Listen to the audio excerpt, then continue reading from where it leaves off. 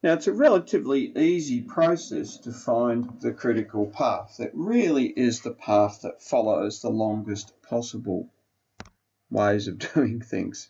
So when we did this earlier, you can see the 180, 190 to 200 forms the critical path. I'll just label that in over the top.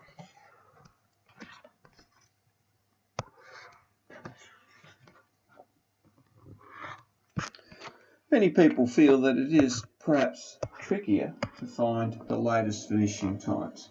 Now, if we start with the critical path, this is a pretty straightforward process.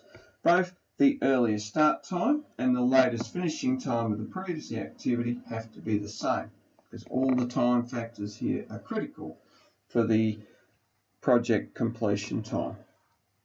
So I can fill those in pretty much straight away.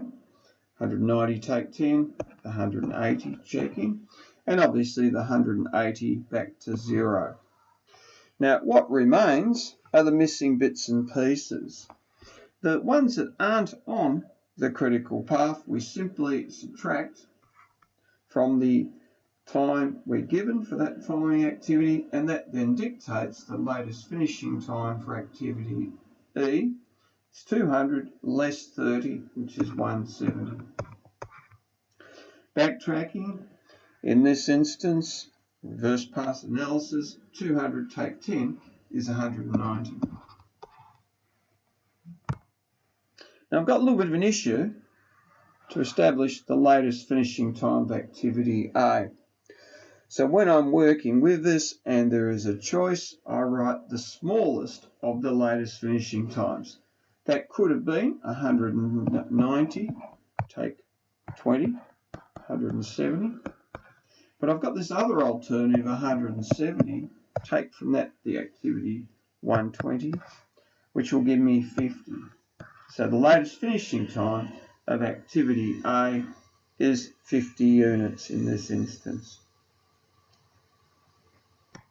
Continuing through with V3.3, the best way in which we can tackle this is to work out the earliest start times of all the potential activities.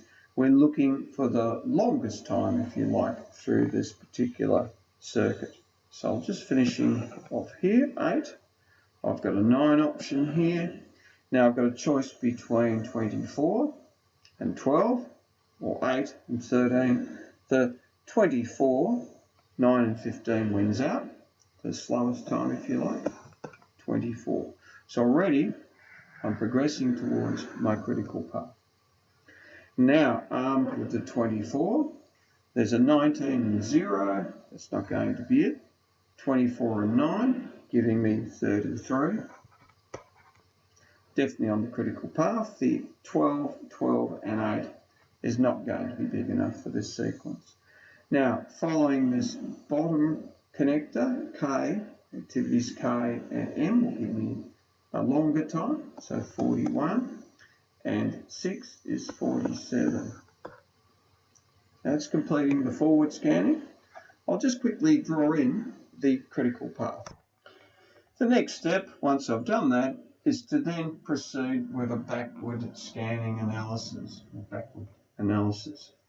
Now, by definition, on my critical path, I've got no time to waste. So the latest finishing time of the previous activity and the earliest start time, by definition, have to be the same.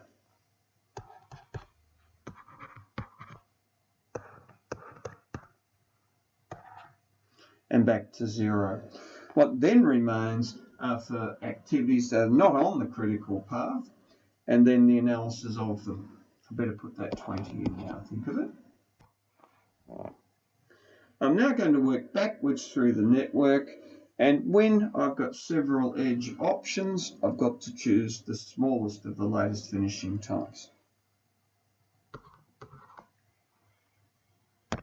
We put the 19 in. So for activity I, the latest finishing time of the previous one is 47 less the 12, which is 35. Working backwards here, 35 take 12 will give me 23. On the other hand, the 24 less 13 gives me 11. So the smaller of the two options, 11, will be the latest finishing time for activity 8. Working backwards here, I've got 33 take 0 as an option, and I've also got 41 take 5. Clearly, the 33 must be the latest finishing time of G before any subsequent activity on the critical path was to occur.